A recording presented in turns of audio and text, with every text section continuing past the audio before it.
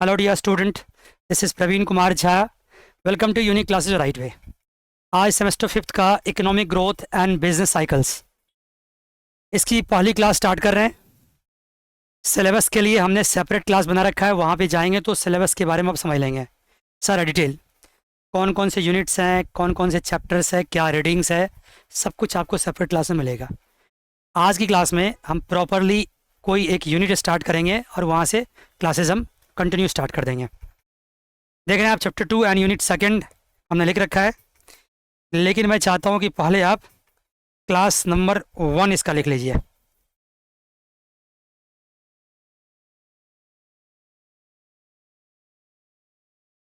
ठीक है जी, लिखिए क्लास नंबर 1।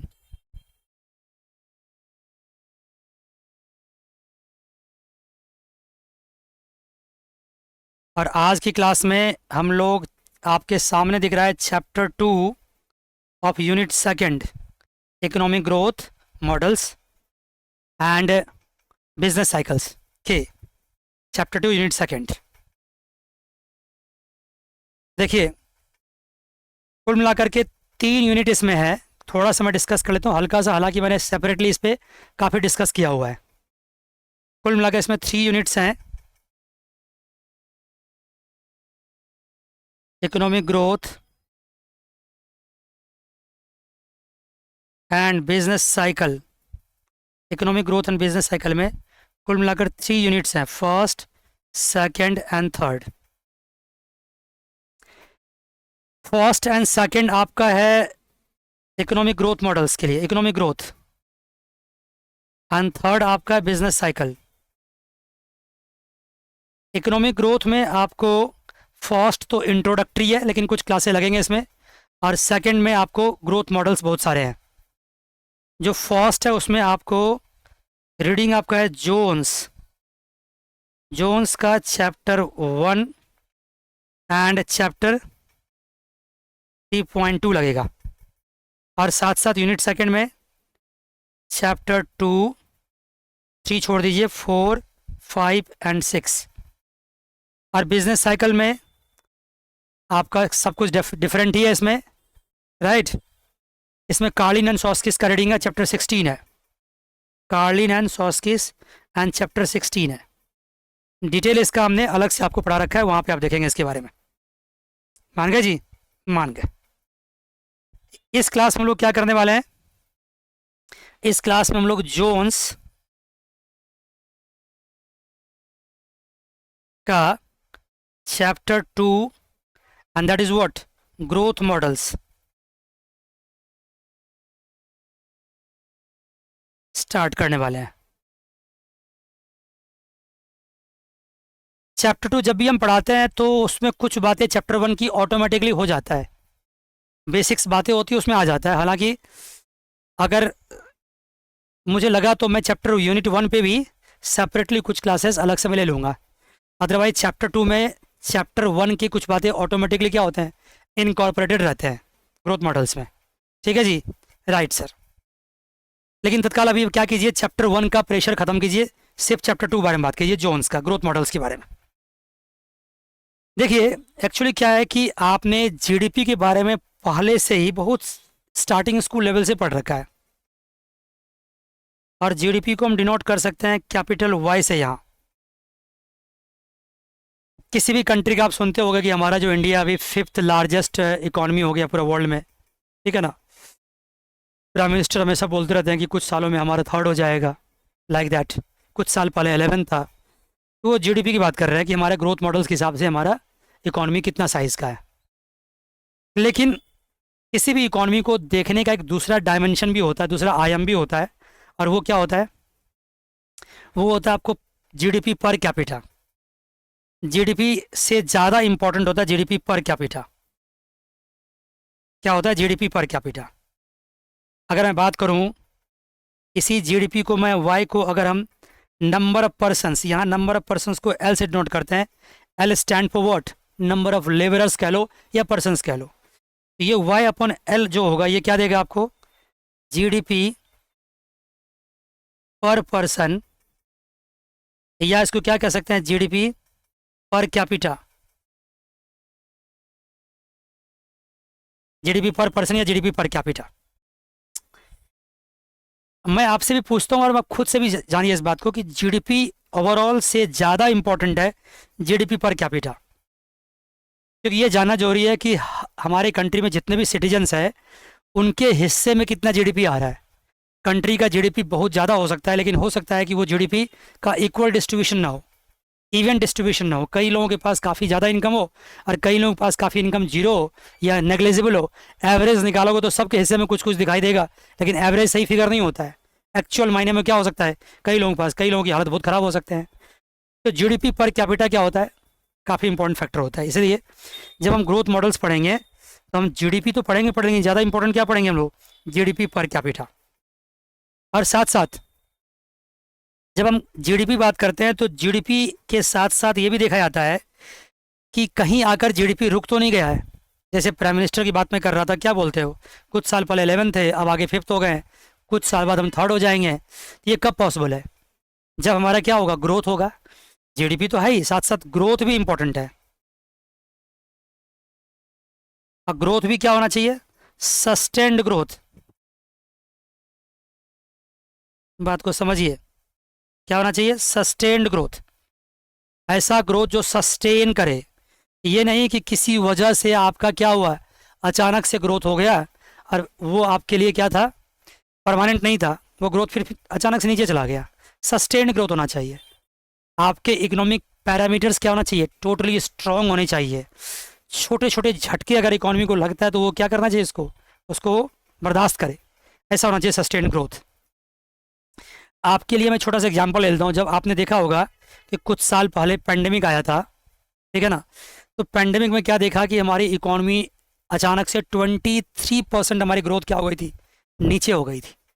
लेकिन जैसे ही पेंडेमिक धीरे धीरे ख़त्म हुआ तो चूंकि हमारे इकोनॉमी के सारे पैरामीटर्स काफ़ी स्ट्रॉन्ग थे, तो हमारी इकोनॉमी में फिर दोबारा से बाउंस बैक किया और सारा क्या हो गया, इकोनॉमी अपने आप ट्रैक पे आ गया।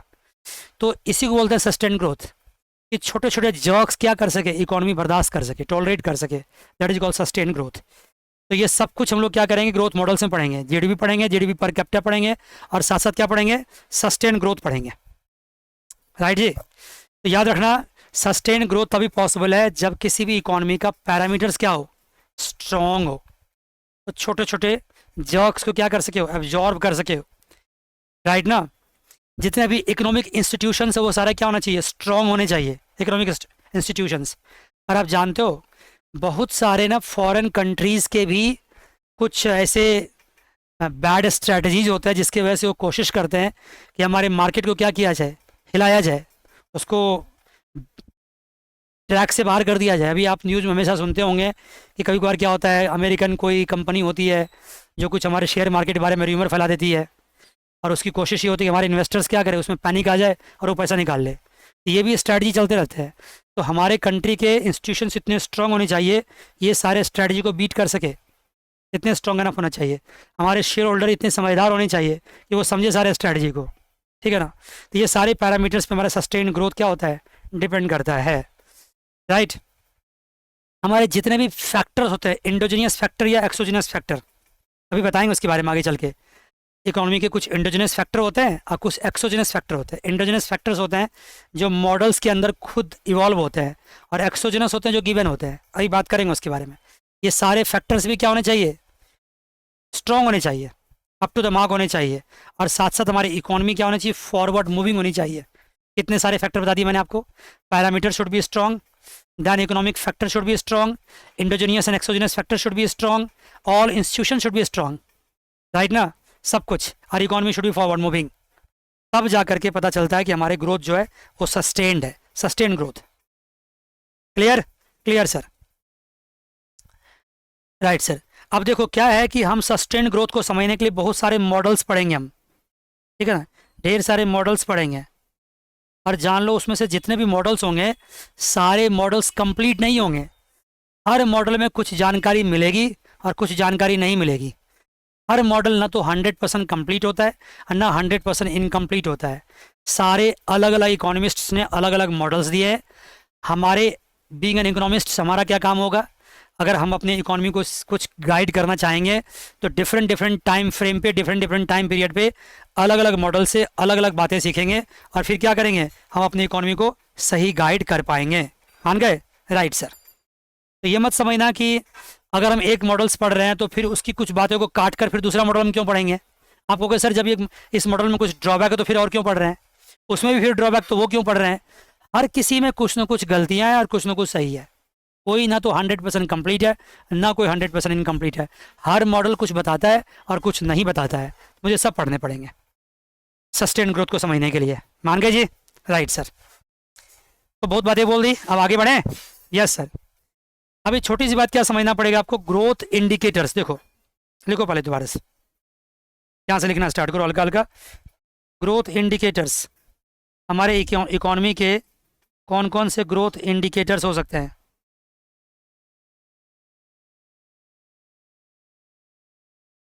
कौन कौन से ग्रोथ इंडिकेटर्स हो सकते हैं। एक ग्रोथ इंडिकेटर्स व्हाट, जीडीपी है, और दूसरा क्या है, जीडीपी पर कैपिटा है। एक जीडीपी है और दूसरा जीडीपी पर कैपिटा है।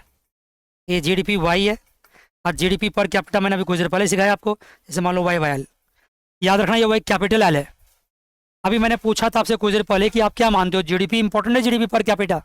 अंडरस्टूड आप ये कहोगे। अभी देखना थोड़ी स्पीड मेरी फास्ट होगी क्योंकि ये बेसिक्स बात है, बहुत बेसिक्स है, तो थोड़ा मैं फास्ट रखता हूँ, लेकिन जैसे ही कोई इंपॉर्टेंट बात आ गई मैं थोड़ा स्लो हो जाऊँगा। Right sir. ये ज़्यादा इंपॉर्टेंट है जीडीपी पर कैपिटा, क्योंकि मान लो कि मेरा इनकम 2 लाख है, 2 लाख है पर मंथ, और मेरे यहाँ 4 मेंबर्स हैं और तुम्हारे यहाँ 2 मेंबर्स है। तुम्हारा भी जो इनकम है ना वो 2 लाख ही है। अब बताओ किसके यहाँ ज़्यादा अच्छे तरीके से लाइफ स्टाइल चलेगा, जिएगा लोग, किसका स्टैंडर्ड ऑफ लिविंग बेटर होगा। यहाँ पर पर्सन इनकम कितनी हो गई, 25 या 50,000, सॉरी 50,000 पर पर्सन हो गया, और यहाँ कितना हो गया, 1 लाख पर पर्सन हो गया। इस तरह से आप जीडीपी पर कैपिटा को समझ सकते हैं, ठीक है ना। राइट, इनकम सेम है लेकिन मेंबर्स अगर ज़्यादा हैं तो फिर पर पर्सन क्या हो गया, कम पड़ के ड्रॉप हो गया। आपने क्या देखा कि जीडीपी पर कैपिटा इंपॉर्टेंट है। हमारे कंट्री केस में क्या है, जीडीपी तो बहुत ज़्यादा हो सकता है हमने इंग्लैंड को बीट कर दिया हो, आने वाले समय में किसी और कंट्री को बीट कर दे, लेकिन हमारे यहाँ पॉपुलेशंस क्या है, बहुत ज़्यादा है, जानते हैं आप। उस तरीके से क्या होगा, हमारा जीडीपी पर कैपिटा क्या हो सकता है, काफ़ी नीचे आ सकता है। अगर हम दूसरे कंट्री से कंपैरिजन करेंगे जीडीपी पर कैपिटा हमारे यहाँ क्या होगा, काफ़ी कम होगा। तो ये हमारे लिए बहुत इंपॉर्टेंट पैरामीटर्स है जो देख सकते हैं हम लोग, और उसी से समझेंगे कि हमारे यहाँ ग्रोथ कितना इंपॉर्टेंट है और कितना ग्रोथ और होना चाहिए। राइट ना। तो जब भी आप सुनते हैं कि हम जीडीपी में 5th लार्जेस्ट हो गए हैं तो ठीक, अच्छी बात है, ये बहुत अच्छी बात है, लेकिन जब जीडीपी पर कैपिटा की बात करेंगे तो हो सकता है हम बहुत पीछे हों उस मामले में। मान गए? मान गए सर। आज तक ज़्यादातर हमने जीडीपी पे डिवोट किया टाइम, इसके बारे में ज़्यादा बात की है, इसके बारे में कम बात की, लेकिन अब इस मॉडल्स की हेल्प से क्या करेंगे, हम जीडीपी पर कैपिटा के बारे में बात करेंगे, जीडीपी पर पर्सन्स के बारे में बात करेंगे।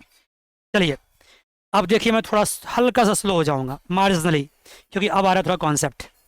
देखिए जीडीपी को मैं कैपिटल वाई से डिनोट कर रहा हूँ यहाँ पे, और इसका एक जनरल फॉर्म ऑफ फंक्शन क्या होता है, एफ के डॉट एल। ये इसको अगर मैं दिखाना चाहूँ तो A into K to the power what, alpha, L to the power 1 minus alpha. मैंने यहाँ पे आपके प्रोडक्शन फंक्शन को दिखाने के लिए ये क्या लिया मैंने, ये लिया मैंने प्रोडक्शन फंक्शन। अब प्रोडक्शन फंक्शन के लिए हमने किसका इस्तेमाल किया है, हमने इस्तेमाल किया कॉफ डॉगलस प्रोडक्शन फंक्शन।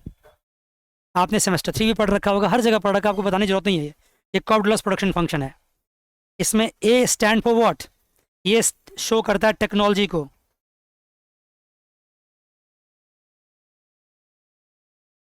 और के स्टैंड फॉर कैपिटल, और एल स्टैंड फॉर लेबर। हम ये मान के चलते हैं कि यहाँ पे हमारे लिए technology, capital and labour 3 he important factors है, किसके लिए, प्रोडक्शन के लिए, और ये प्रोडक्शन फंक्शन है। मान गए? मान गए सर। अगर कुछ देर के लिए यहाँ पे लेट कर लूँ ए इक्वस टू 1, तो फिर ये प्रोडक्शन फंक्शन क्या होगा, एफ के एल, और ये हो जाए K to power alpha dot L to power what, one minus alpha. मान गए सर। ए को सिंपली अभी वन मान लें तो, क्योंकि अभी बेसिक मॉडल डिस्कस करेंगे कुछ देर में, तो उसके लिए मुझे ए को वन मान के चलना पड़ेगा। अभी मानेंगे ए कांस्टेंट और ए की वैल्यू वन है सिंपली, अगर ऐसा मान लेते हैं। लेकिन क्योंकि सर आपके मानने पर डिपेंड करता है क्या, ए की वैल्यू वन क्यों मानेंगे, तो आगे चल करके जब हम और भी इस आने वाले मॉडल्स को एक्सप्लेन करेंगे तो फिर वहाँ पे हम ए की वैल्यू वन नहीं लेंगे, ए को चेंजेबल लेंगे, हम दिखाएंगे इसके बारे में बाद में बात करेंगे। अभी सिंपलिसिटी के लिए क्या करो, ए की वैल्यू वन मान लो। क्लियर यहाँ तक? Right sir. अब देखो अगर मैं ऐसा करूँ, इसी y को कैपिटल Y को L से डिवाइड कर दूँ, अब ये क्या होगा, k to power alpha into L to power one minus alpha divide by what, L हो जाएगा।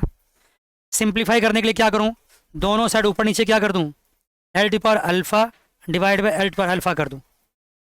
इससे क्या बनेगा, इससे बनेगा k to power alpha into L to power one minus alpha plus alpha, तो ये वन हो जाएगा ना, one minus alpha plus alpha divide by L into L to power alpha. क्या होगा ये, K to power alpha into L divide by what, L into L to power alpha. ये और ये कट जाएगा, ये क्या बचेगा, के by L to power alpha. ये किसकी वैल्यू हुई, ये भी वाई बाय एल की वैल्यू, वाई बाय एल। मान गए? मान गए सर। अब देखो ये वाई बाय एल को हम क्या कह सकते हैं, इस वाई बाय एल को कह सकते हैं जीडीपी पर वर्कर, या फिर कह सकते हैं इसको GDP per capita, GDP per capita. इसको डिनोट कर सकते हैं हम स्मॉल वाई से, इससे स्मॉल वाई से, याद रखना है small Y and capital Y का बड़ा इंपॉर्टेंट रोल है। इसको डिनोट कर सकते हैं स्मॉल वाई से, कैपिटल वाई को मैं थोड़ा बड़ा करके दिखाता हूँ ऐसे करके, स्मॉल वाई छोटा करके, स्मॉल वाई से। और ये क्या होगा, के बाय एल को हम लिख सकते हैं स्मॉल के टू द पावर अल्फा। यहाँ पे लिखता हूँ साइड में, स्मॉल के क्या है, ये के बाय एल। के बाय एल को क्या कह सकते हैं हम, इसको कह सकते हैं कैपिटल पर कैपिटा, या इसको कह सकते हैं कैपिटल पर वर्कर, कैपिटल पर कैपिटा या कैपिटल पर वर्कर कह सकते हैं इसको। मान गए, के इक्वल टू के बाय एल को। क्लियर यहाँ तक? क्लियर यहाँ तक? के इक्वल टू के by L capital per capita या कैपिटल पर वर्कर। क्लियर है? Right sir. Right sir. तो अगर मैं एक बार फिर से लिख दूँ इसमें, स्मॉल वाई इक्वल टू क्या लिखता हूँ, स्मॉल के टू द पावर अल्फा। इससे साफ पता चलता है कि जीडीपी पर कैपिटा जो है वो अल्टीमेटली किस पे डिपेंड करता है, कैपिटल पर कैपिटा पे। अगर एक वर्कर को आप कितना कैपिटल दे रहे हो, एक वर्कर कितने कैपिटल पे काम करता है, एक वर्कर के पास कितने वैल्यू की मशीन है, कितना कितना मॉडर्न मशीन है, उस पर डिपेंड करता है कि वो हमें वो आउटपुट कितना बना के देता है। इसलिए GDP per capita depends on what, capital per capita. मान गए? मान गए सर। अब अगर यहाँ पे मैं इसको थोड़ा सा क्या करता हूँ, इंपॉर्टेंट है इसलिए उसमें इसको ब्रैकेट में ले लेता हूँ। Right sir. थोड़ा और बढ़िया समझाऊँ आपको इसके बारे में। अगर मैं बताऊँ कि अगर के बढ़ेगा, यहाँ समझ लो, अगर के बढ़ेगा स्मॉल के, तो फिर वाई भी बढ़ेगा। के बढ़ेगा तो मान लो एक वर्कर है, सपोज समझने के लिए, एक वर्कर है जो ओल्ड मशीन पे काम करता है, मशीन पे, और उसकी वैल्यू है सिर्फ 2 लाख, और वो आपको क्या बना कर दे रहा है, 1000 यूनिट्स। अगर मान लो फिर वही वर्कर है, न्यू मशीन पे काम करता है, न्यू मशीन की वैल्यू सपोज करो 5 लाख है, और वो आपको 10,000 यूनिट बना के दे रहा है।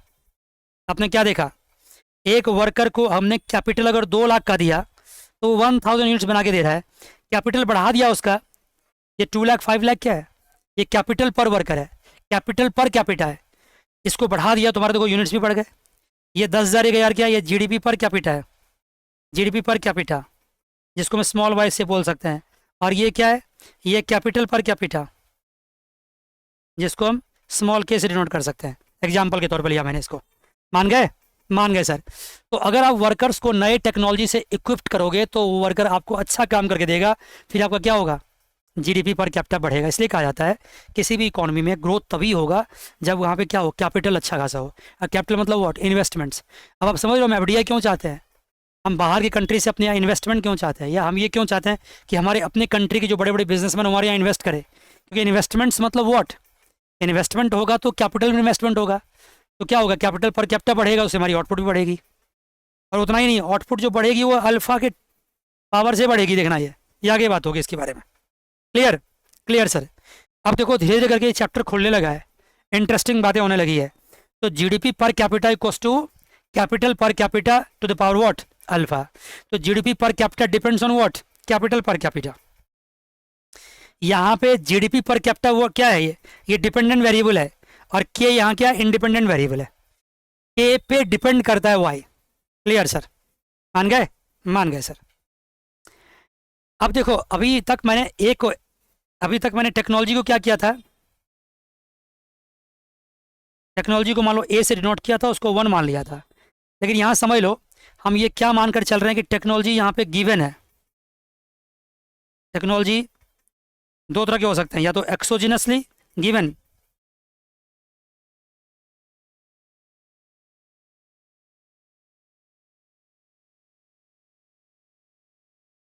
एक्सोजिनियसली गिवन, या एंडोजिनियसली गिवन।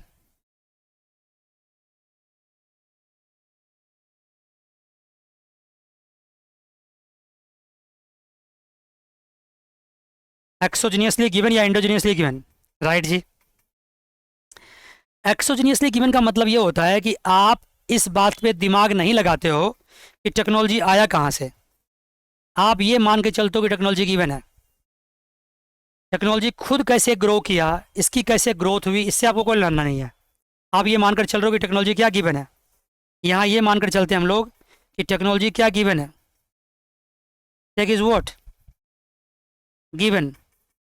हम उसके ग्रोथ के बारे में जानना ही नहीं चाहते हैं, राइट ना, बस हम उसको यूज़ करते हैं। फॉर एग्जांपल देखो मैं आपको पढ़ा रहा हूँ, तो मैं इस पेन का इस्तेमाल कर रहा हूँ, आपको दिख रहा होगा पेन ये, और मैं लैपटॉप का इस्तेमाल कर रहा हूँ, मैं बहुत सारे कैमरा भी इस्तेमाल कर रहा हूँ, लाइटिंग सिस्टम भी है, बहुत कुछ है। तो मुझे नहीं पता है कि ये कहाँ से आया, क्यों आया, कैसे ग्रोथ हुआ, किसने बनाया, बस मैं यूज़ कर रहा हूँ और काम कर रहा हूँ। बात समझ गए? तो उसको बोलते हैं, किसी भी मॉडल्स में अगर टेक्नोलॉजी को आप गिवन मान लेते हो, that is called what, exogenously given. मान गए? मान गए सर। मैंने एग्जांपल किसका लिया, आपको लैपटॉप का, आप कोई भी और एग्जांपल ले सकते हो। मैं अगर थोड़ा सा बोलूँ आपको, तो देखो अगर मेरे पास ये सारे सिस्टम ना हो तो हो सकता है मैं पढ़ा ना पाऊँ, मेरी आउटपुट जो आ रही है सो सारे सिस्टम से आ रही है, लेकिन मैं इस बात को बॉदर ही नहीं करता हूँ कि ये सिस्टम कहाँ से आया, ये टेक्नोलॉजी कहाँ से आया, मैं ये मान कर चल रहा हूँ कि मेरे पास गिवन है। Got it? Got it sir. तो याद रखना, एक्सोजिनियसली गिवन अगर हम लेकर चलते हैं तो इसको बोलते हैं एक्सोजिनस ग्रोथ मॉडल। अगर हम टेक्नोलॉजी को गिवन मान के चलते हैं तो इस तरह के मॉडल को क्या बोलते हैं हम, exogenous growth model. Exogenous growth model, इसको बोलते हैं एक्सोजिनस ग्रोथ मॉडल। क्या बोलते हैं बच्चा इसको, एक्सोजिनस ग्रोथ मॉडल। अगर ऐसा नहीं मानते हैं, ऐसा मानते हैं कि हम अपने मॉडल के अंदर ये भी बताना चाहते हैं कि टेक्नोलॉजी भी कैसे ग्रो कर रहा है, उस मॉडल के अंदर टेक्नोलॉजी को भी हम डिराइव करेंगे, उसका ग्रोथ भी दिखाएंगे, तो वो क्या कहलाएगा, वो कहलाएगा मॉडर्न थ्योरी। ये होगा फिर मॉडर्न थ्योरी, और मॉडर्न थ्योरी मतलब रोमन मॉडल, ये रोमन मॉडल होगा। और इसमें आपको ये भी बताया जाएगा how technology came.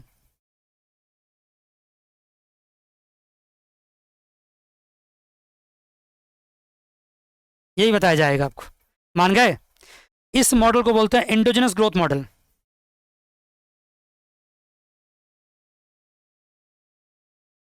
Endogenous growth model, इसको बोलते हैं एंडोजेनस ग्रोथ मॉडल। मान गए बच्चे? क्लियर यहाँ तक? क्लियर है सर।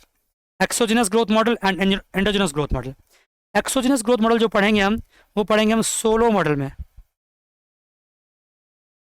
कहाँ पढ़ेंगे? सोलो मॉडल में। और एंडोजेनस ग्रोथ मॉडल कहाँ पढ़ेंगे हम लोग? वो पढ़ेंगे रोमर मॉडल में। लेकिन अभी कोई मॉडल स्टार्ट नहीं किया मैंने, सिर्फ अभी क्या कर रहे हैं, अभी आपके सामने सारा रूपरेखा बोलते हैं इसको, एक आउटलाइन तैयार कर रहे हैं कि क्या मुझे पढ़ाना है आपको। क्लियर यहाँ तक? Clear sir. अभी अगर दोनों मॉडल में से, सोलो एंड रोमर में से कोई एक मॉडल में स्टार्ट करेंगे, तो वो कौन सा स्टार्ट करेंगे हम? वो स्टार्ट करेंगे आपके सामने भी हम व्हाट स्टार्ट करेंगे, सोलो मॉडल।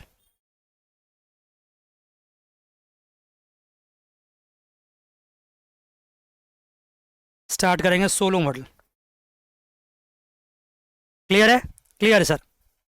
ये रीडिंग्स आपको मैंने पहले बता दिया कि जोन्स की रीडिंग है, चैप्टर सेकंड चल रहा है। ठीक है जी, क्लियर सर। अभी सोलो मॉडल में भी सोलो का हम बेसिक पढ़ रहे हैं, अभी बेसिक मॉडल। इसमें हम टेक्नोलॉजी को गिवन मान लेंगे और कांस्टेंट मान लेंगे। बेसिक पढ़ रहे हैं इसमें हम। क्लियर? Clear sir. अब देखिए फिर दोबारा से एक बार समझिए आप कि मैंने क्या कहा कि आपका output Y, Y equals to general function तो आप जानते हैं एफ के एल है, एफ के डॉट एल, और अगर देखेंगे कॉपडुलस में लेंगे तो क्या लेंगे, A dot K to the power alpha dot L to the power 1 minus alpha. Clear? Clear sir. एक जनरल फॉर्म है। अब यहाँ पे मैं मान लूँ कि ए को कुछ देर के लिए सिंपली हटा दूँ, ए को 1 मान के हटा दूँ, सपोज करो, हम क्या लिख सकते हैं इसको, K to the power alpha and L to the power 1 minus what, alpha किसके equals to, Y equals to. Clear यहाँ तक? क्लियर।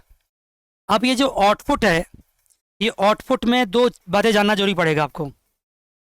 जब भी कभी प्रोडक्शन फंक्शन पढ़ते हैं तो दो बातें समझते हैं। एक तो समझने की कोशिश करते हैं कि अगर दोनों फैक्टर्स ए भी और एल भी दोनों ग्रो करे, इसको बोलते हैं रिटर्न टू स्केल। क्या बोलते हैं बच्चा? बहुत पहले से पढ़ रखा आपने, 12th क्लास से ही पढ़ रखा होगा, return to scale.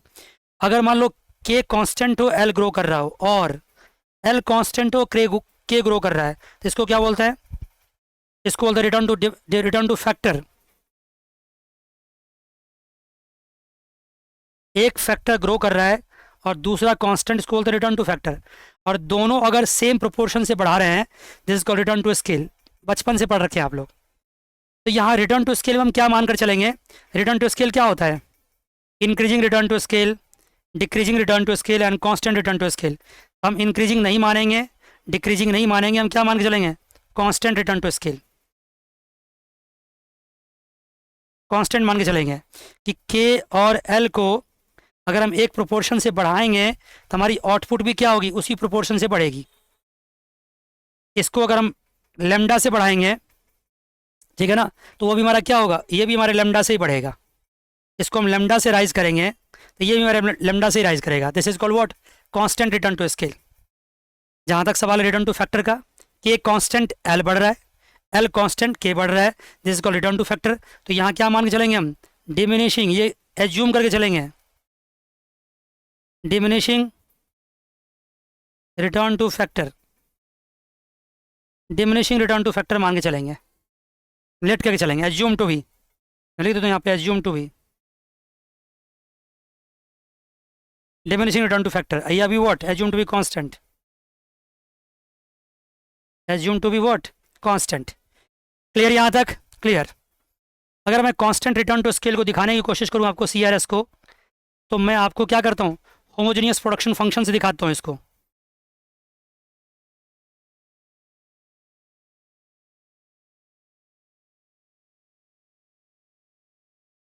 Semester third में इसके बारे में जानने का मौका मिलता है, हालांकि ज़्यादा डिटेल नहीं, यहाँ पे सिंपल एग्जांपल ले रहा हूँ। मान लो ये हमारी आउटपुट है, आउटपुट का जनरल फंक्शन क्या है, एफ के डॉट एल इक्वस टू क्या है, K to power alpha dot L to power 1 minus alpha. अगर यहाँ ऐसा करूँ कि फंक्शन में क्या करूँ मैं, लेमडा लगा दूँ, लेमडा के को लेमडा से बढ़ा दूँ और एल को भी लेमडा से बढ़ा दूँ, ठीक है जी। तो ये क्या हो जाएगा, lambda K to the power alpha dot lambda L to the power what, 1 minus alpha. मान गए? दोनों बढ़ गया, राइट सर।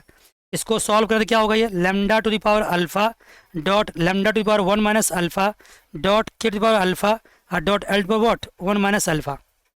सॉल्व करें तो ये क्या होगा, lambda to the power alpha lambda to the power 1 minus alpha cut जाए क्या हो जाएगा, लेमडा हो जाएगा, और ये क्या, K to power alpha and L to power 1 minus alpha. देखो, मान गए?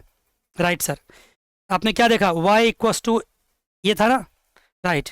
आपने क्या किया, ये हमारा क्या आ गया, लेमडा से बढ़ गया, साफ साफ निकला यहाँ पे कि f, अगर हमने क्या किया कि हमने आउटपुट, सॉरी, हम उन सारे फैक्टर्स को लेमडा के डॉट लेमडा एल किया, तो जो हमारी आउटपुट भी है ना, वो क्या हुआ, K to power alpha dot 1 to power 1 minus alpha और लेमडा से बढ़ गया।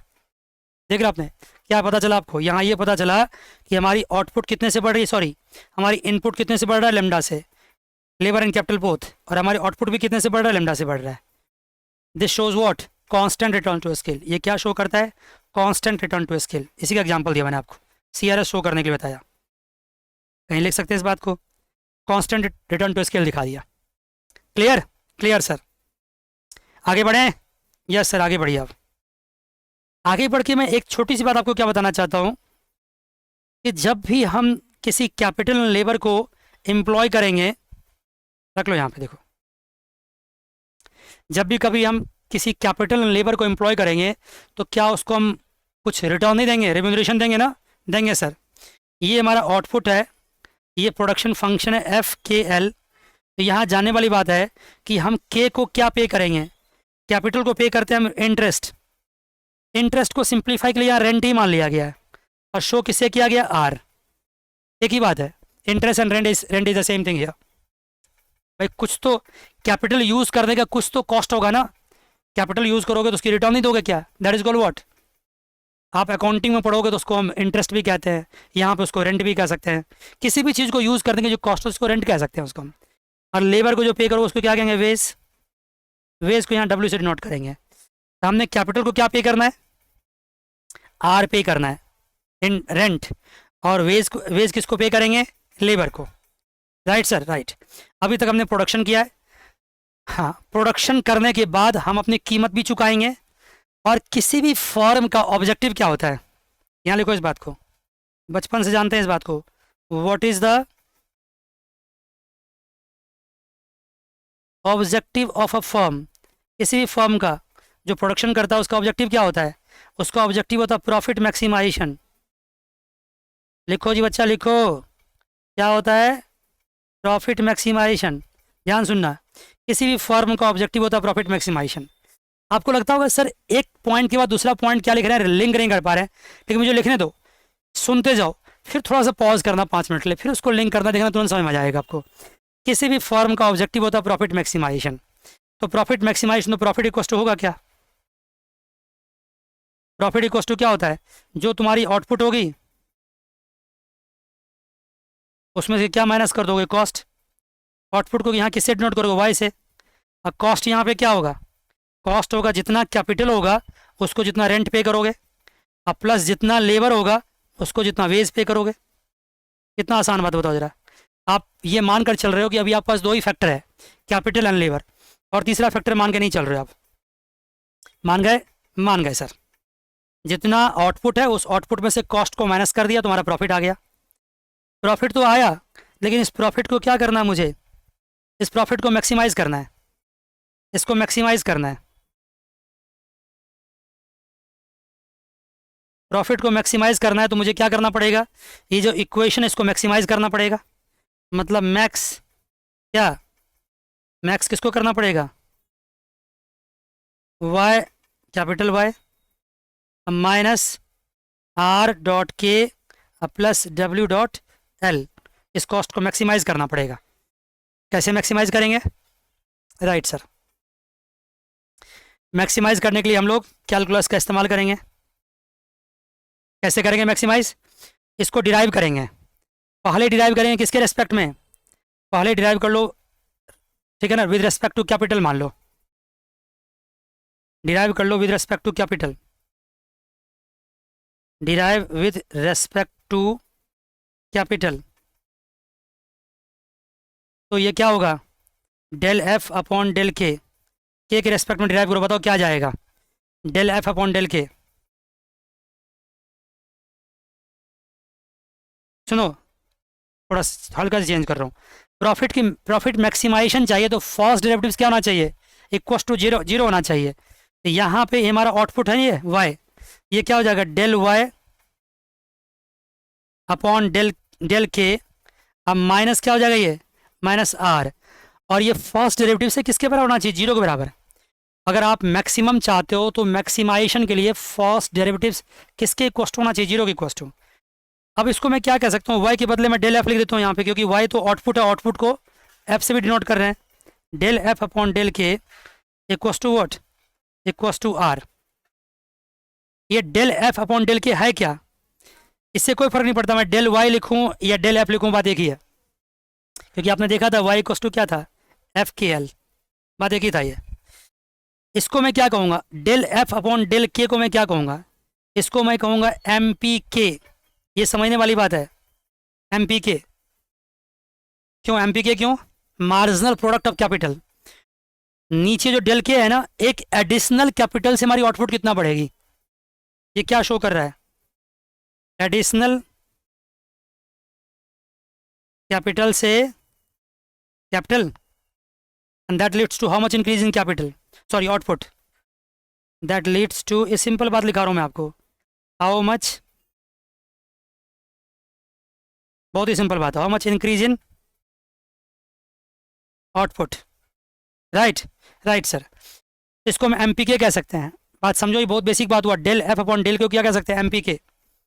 एम पी के को अगर वैल्यू के टर्म्स में लेंगे तो इसको बोल सकते हैं वी एम पी के, वी एम पी के वैल्यू के टर्म्स में, इन टर्म्स ऑफ वैल्यू क्या कह सकते हैं इसको हम, वी एम पी के। और वी एम पी के किसके बराबर, आर के बराबर। आप अगर चाहते हो कि आपका प्रॉफिट मैक्सिमाइज हो तो प्रॉफिट मैक्सिमाइज वहाँ होगा जहाँ we M P K equals to क्या होगा, आर होगा, जहाँ we M P K equals to क्या होगा, आर होगा। ये कोई नई बात नहीं है, बचपन से आप पढ़ते हैं, बचपन मतलब 12th क्लास से भी हो सकता है पढ़ते होंगे, पढ़ते आए होंगे आप कि एडिशनल कैपिटल हम तब तक हायर करते रहेंगे जब तक जो एडिशनल कैपिटल की जो कॉस्ट है और एडिशनल कैपिटल की वजह से जो मुझे आउटपुट मिल रहा है उसकी जो वैल्यू, दोनों क्या होना चाहिए, सेम। बचपन से पढ़ते आ रहा है, 100% मैं गारंटी सा देता हूँ। सेमेस्टर 5th में क्यों नहीं जानेगा बच्चा इस बात को। Additional output and additional cost, ये क्या है हमारा, एक कैपिटल को हायर करने की, एक कैपिटल को हायर करने का क्या है, कितना आउटपुट मिल रहा है, और ये उसकी कॉस्ट है। तब तक हम कैपिटल हायर करेंगे जब तक उसकी आउटपुट और कॉस्ट क्या हो, सेम हो जाए। अब ये सब कुछ क्या करेंगे हम, सब रिपीट करेंगे, डिराइव करेंगे with respect to what, with respect to labour. तो क्या हो जाएगा, del F upon del K minus W equals to 0 हो जाएगा। Del F upon del K equals to होगा W, del F, sorry del del K नहीं, del L होगा यहाँ पे। इसको क्या बोलेंगे, M P L equals to W. M P L को वैल्यू में क्या बोलेंगे, V M P L equals to W. अब इसको दोबारा रिपीट थोड़ी करूँगा मैं, समझ गए ना बात को, समझ गए, मान गए, मान गए सर। इसको दोबारा नहीं कर सकते हम लोग।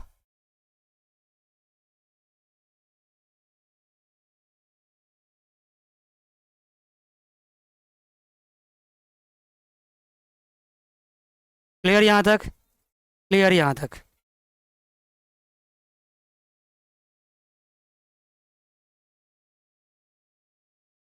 इस बात को लिख लो आप लोग।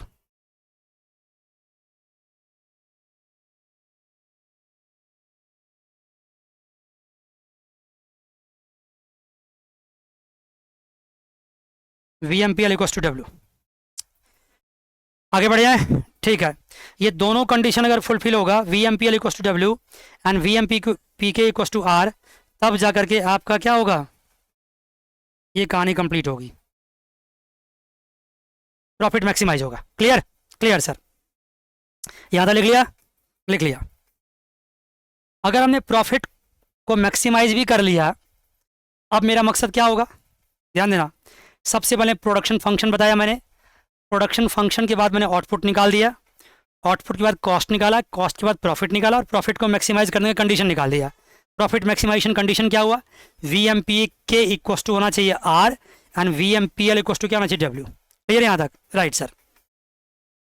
अब आपका इसी में क्या करना है, आपको प्रॉफिट का डिस्ट्रीब्यूशन करना, मतलब जो भी आपका आउटपुट हुआ है, आउटपुट उसका डिस्ट्रीब्यूशन करना है। भाई आपका आउटपुट वाई है ना, आप क्या करोगे, इस आउटपुट को कैपिटल में एंड वर्कर्स में एंड लेबर में क्या करो, इसको डिस्ट्रीब्यूट करोगे, कैपिटल लेबर में डिस्ट्रीब्यूट करोगे। इस आउटपुट को कैपिटल एंड लेबर में क्या करोगे, डिस्ट्रीब्यूट करोगे। अल्टीमेटली जो भी जीडीपी आता है वो किस में जाता है, हमारे फैक्टर इनपुट्स में डिस्ट्रीब्यूशन करते हैं, बचपन से पढ़ रखा है, कोई आज की बात थोड़ी है। जो भी हमारे आउटपुट होता है उसको डिस्ट्रीब्यूट करते हैं हम लोग, राइट ना, राइट। यहाँ पे हम क्या मान के चल रहे हैं कि हमारे दो ही इनपुट्स हैं, कैपिटल एंड लेबर, तो दो ही में डिस्ट्रीब्यूट करेंगे हम। क्लियर ना? Clear sir. तो कैसे डिस्ट्रीब्यूट करेंगे? What is the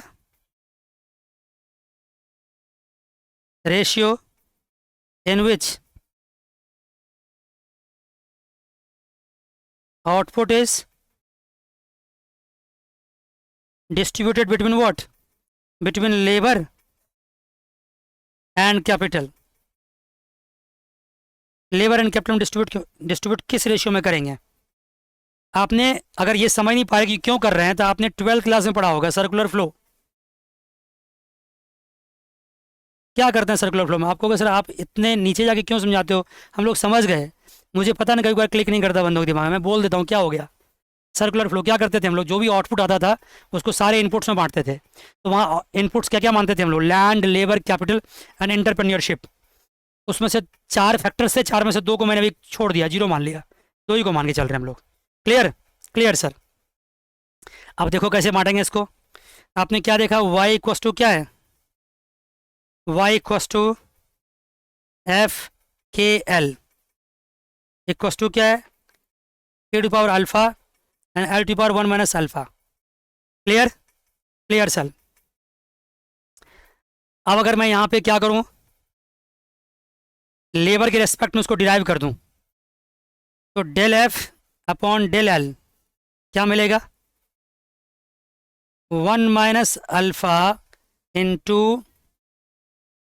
L to the power 1 minus अल्फा minus 1 into K to power alpha मिलेगा ना? देखो क्लियर सर। और क्या होगा? इसको अगर मैं ऐसा कर दूं कि 1 minus alpha into K to power alpha into, यहां मैं क्या करूं, इसको काट दूं, ये क्या बचेगा? L to power minus alpha बचेगा ना?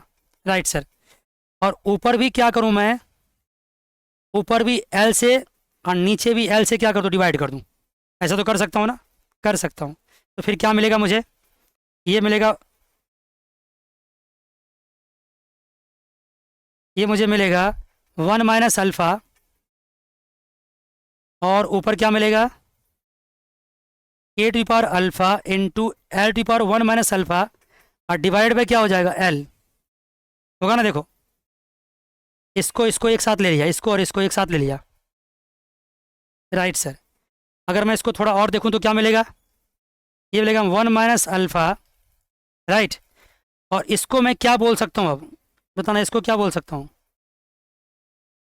इसको मैं K to the power alpha L to power 1 minus alpha क्या लिख सकता हूँ? इसको लिख सकता हूँ मैं वाई डिवाइड बाई एल लिख सकता हूँ, बताओ। और ये किसके इक्वस टू है? Del F upon del L की इक्वस टू है। देख लो आपके सामने है, देख लो, देख लिया? Del F upon del L आया है, देखो सही, आराम से समझ आ जाएगा, कुछ भी नहीं किया मैंने, सिंप्लीफाई किया। राइट जी। अब del F upon del L को मैं बताऊं कि ये क्या चीज़ है, क्या लिखोगे? ये है V M P L, V M P L, V M P L. V M P L equals to क्या हो गया? 1 minus alpha into Y by what? L, ये आ गया। Clear sir. V M P L at, आप ये जानते हो, at profit maximization point, at profit maximization, आप समझ गए, यहाँ डॉट कर देता हूँ, maximization point V M P L equals to क्या होगा? डब्ल्यू होगा। At profit maximization point V M P L equals to क्या होगा? डब्ल्यू होगा। At profit maximization point V M P L equals to W. अगर मैं यहाँ W लिखूँ तो ये क्या हो जाएगा? 1 minus alpha into Y by L, 1 minus alpha into Y by L. मान गए? मान गए सर। इसको और अगर हम सॉल्व करना चाहें तो W into L upon Y equals to क्या होगा? 1 माइनस अल्फा। देखना, आप ये समझ गए कि मैंने वी एम पी एल के बदले में ये क्यों रिप्लेस कर दिया? ये समझ गए?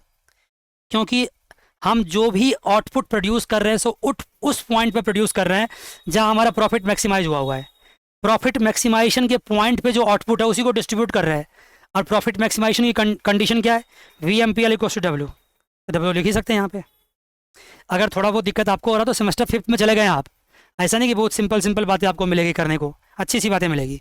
अच्छा लग रहा है कि आपको देखो कि ये चीज़ जब हाइट पे जाएगा ना, मैक्सिमम पे, तब कहाँ पहुँच जाएगा आप सोच भी नहीं सकते हो कहाँ पहुँचेगा ये, बहुत हाइट पे चला जाएगा। धीरे धीरे धीरे धीरे हम पहाड़ पर चढ़ते जाएंगे ऐसे ऐसे करके, आप नहीं सोच सकते हो, आप उतना दूर जा ही नहीं सकते हो जितना दूर तक ये पहुँचा देगा आपको। छोटी छोटी छोटी छोटी बातें जोड़ते जोड़ते जोड़ते जोड़ते ये 10-15 क्लास तक चला जाएगा ये। राइट सर, राइट जी, ऐसे थोड़ी इकोनॉमिस्ट बनोगे आप लोग, इकोनॉमिस्ट बनना है ना। राइट जी, तो डब्ल्यू एल अपॉन वाई, देखो अब अगर सपोज करो ये 1 माइनस अल्फा आ गया, अब यही चीज़ फिर दोबारा से स्टार्ट करें जो यहाँ से स्टार्ट किया था, अगर यही चीज़ मैं फिर क्या करूँ, ये लेबर के रेस्पेक्ट में डिराइव ना करके किसके रेस्पेक्ट में डिराइव कर दूँ, कैपिटल के रेस्पेक्ट में, सब कुछ सेम आएगा।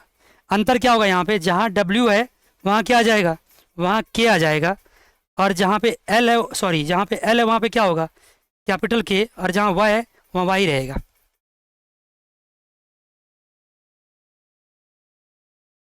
समझ गए, वही रहेगा। और यहाँ क्या आ जाएगा, यहाँ 1 माइनस अल्फा ना होके यहाँ अल्फा हो जाएगा। आप चाहो तो करके देखना, 100% यही आएगा, चिंता मत करो, करके देखना चाहो देख लो, ठीक है ना भाई साहब, करो के देखो तो सही क्या हो गया इसमें। यहाँ एल के रेस्पेक्ट में करेंगे तो ये डिराइव होगा alpha into K to power alpha minus 1, side में करके देखना आप, यही आएगा। फिर बाद में के से और के से डिवाइड करना, के से मल्टीप्लाई कर देना। मैं क्यों करूँ दोबारा से, आप खुद से करो, मैंने करके दिखा दिया ना आपको। आया क्या अल्टीमेटली सर, क्या आया इससे, इससे ये आया, देखो यहाँ पे आया क्या, अगर मैं पूछूं आपसे कि ये क्या चीज़ है, ये क्या चीज़ है, ये है W L upon Y equals to 1 minus alpha. ये डब्ल्यू एल को क्या बोलोगे आप, output paid to labour, sorry labour, of course labour. W L क्या है, डब्ल्यू एल है कॉस्ट ऑफ लेबर, इसको यूं भी कह सकते हैं। डब्ल्यू एल क्या है, share of Y paid to worker. और अगर देखा जाए, नीचे देखा जाए, ये क्या है, स्मॉल, यहाँ पे स्मॉल के नहीं होगा, यहाँ पे आर होगा, आर होगा यहाँ पे। ये आर के क्या है, आर के बाय वाई, आर के क्या है, अगर आर के बारे में कहा जाए, ये क्या है,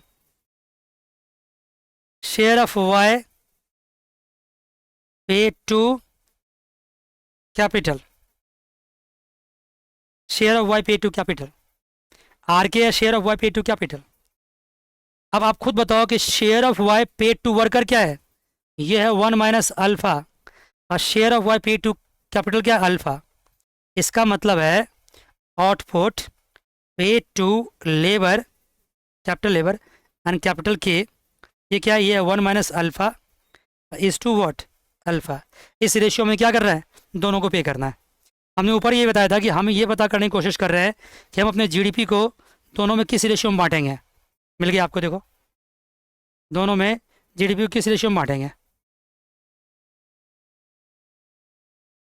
क्लियर यहाँ तक, राइट सर, क्लियर, ठीक है जी, right sir, 1 minus alpha is to alpha. तो यहाँ तक अभी आपने क्या देखा कि बहुत सारी बातें आपने सीखा है। प्रोडक्शन फंक्शन मैंने कॉपडलस लिया, कितनी कितनी बातें मैं रिपीट क्यों करूँ, क्योंकि मुझे कुछ और टाइम चाहिए आपको इस क्लास को ख़त्म करने के लिए, रिपीट करने में कोई फ़ायदा नहीं है। वर्कर्स को किस रेशियो में बांटा, कैपिटल को किस रेशियो में दिया, आपने देख लिया, आउटपुट को इस रेशियो में बांटा, ठीक है जी। और ये कुछ भी नहीं है, ये प्रोडक्शन फंक्शन जो आपका है ना, वाई इक्वस टू क्या था, वाई इक्वस टू था K to power alpha and L to power 1 minus alpha. ये जो पावर था ना, इसी रेशियो में बांटा हमने, इसी रेशियो में बांट दिया, तो कोई नई बात नहीं हुआ है। ये पहले भी न्यूमेरिकल्स में कहीं ना कहीं आपने सेमेस्टर 3 में करने का मौका मिला होगा आपको। क्लियर, क्लियर सर, ठीक है जी, राइट।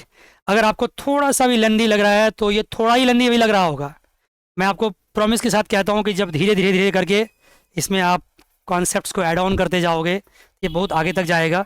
चिंता नहीं करना है, मैं क्लास में पढ़ाता जाऊँगा, इसके नोट्स भी क्लास में बनवाता जाऊँगा, आप लिखते जाना, सोचते जाना। कभी कभार क्या करना ना, फिर टाइम पे जो पढ़ोगे उसको सोचना, रिवाइज़ करना, खाली वक्त में घूमते घूमते भी रिवाइज़ करना, अपने फ्रेंड से भी डिस्कस करना कि मॉडल्स क्या था, तब जाके याद होगा आपको। ये ऐसे याद नहीं होगा, नहीं तो सब कुछ मिक्सअप हो जाएगा, याद रखना।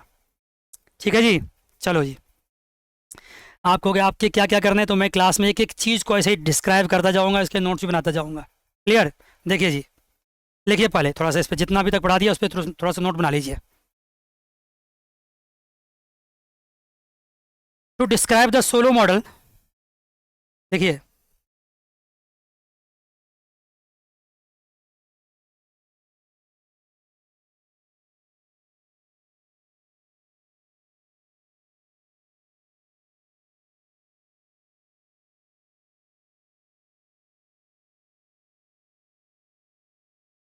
to describe the solo model, we have to keep following points in mind. We have to keep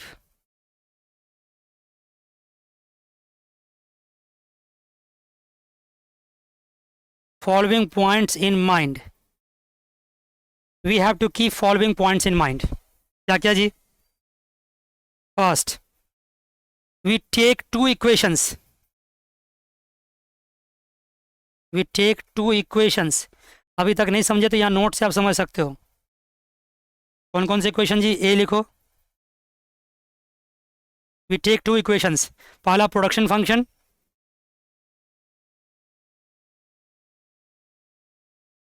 जहां पे हमने आपने क्या देखा, y equals to what, F K L, Y equals to F K L.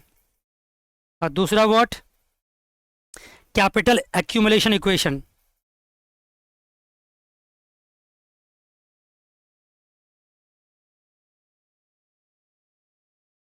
Capital accumulation equation,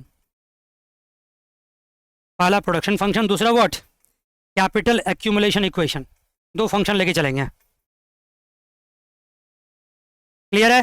clear sir. ये भी आपका पहला पॉइंट हुआ है। अगर दूसरा पॉइंट की बात करें, दूसरा पॉइंट लिखो, in production function we take Cobb Douglas production function.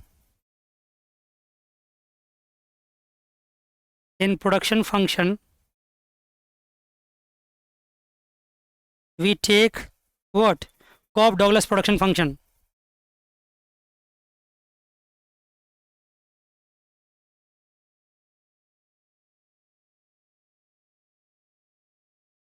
We take Cobb Douglas production function, right ji?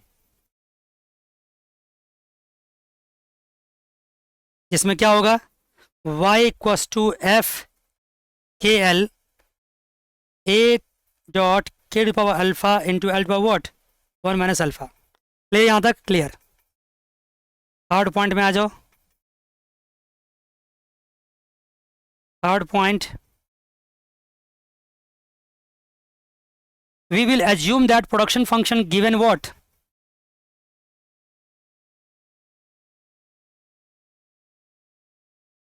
assume that production function given is CRS, constant return to scale, पूरा लिखना चाहो तो, and diminishing return to factor, diminishing return to factor,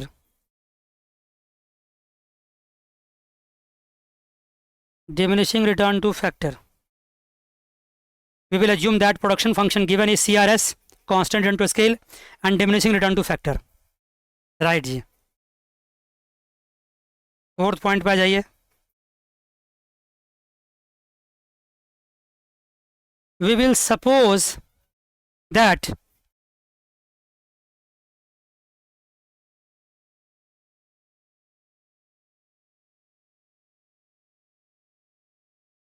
we will suppose that firm in the economy wants to maximize their profit.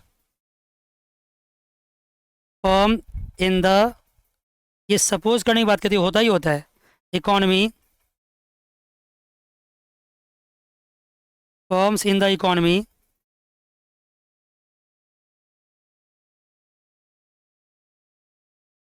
wants to maximize its profit. Firms in the economy wants to maximize their profit. हम ये suppose करके चलेंगे, maximize their profit. पांचवा पॉइंट, for profit maximization number of labour and capital employed, for profit maximization number of labor and capital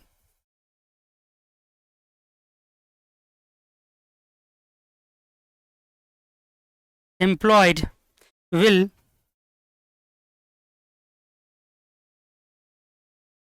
follow the condition that the sector price is equal to the value of marginal product of that factor.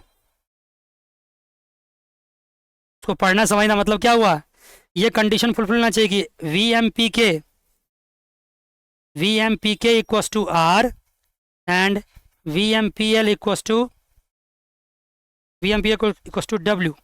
ये condition fulfil होना चाहिए। यहाँ पे पता चलेगा कि maximum कितने labour और मैक्सिमम कितने कैपिटल आप एम्प्लॉय करेंगे, इस कंडीशन से पता चलेगा। जो मैंने अभी तक पढ़ाया उसी पॉइंट को मैं लिखवा रहा हूँ, कुछ नया नहीं कर रहा हूँ। Sixth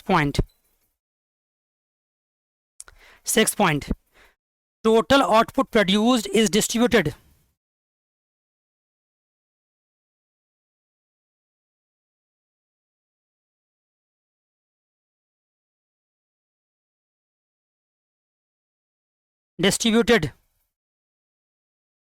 between the factors of production, so that total output produced is distributed between the factors of production, so that economic profit